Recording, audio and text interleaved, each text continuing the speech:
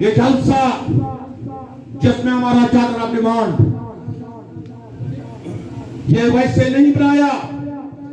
اس کے اوپر بھرپور باشعور پڑھے لکھے لوگوں نے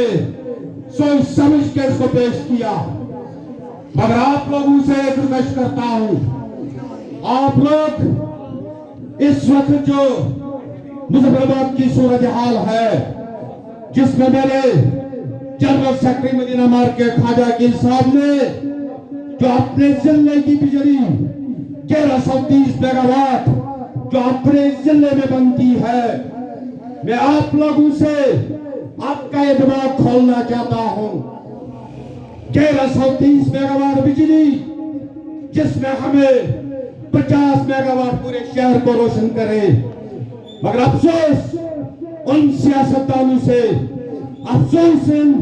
حکمرانوں سے جن کو یہاں سے ہم اسمبلی میں بھیجتے ہیں قانون سازی کرنے کے لیے،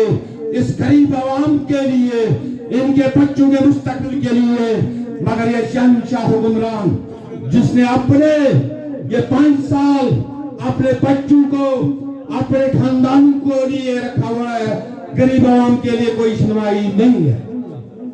لہذا میں زیادہ ٹائم لے میں معذرت چاہتا ہوں، مگر جذبات جو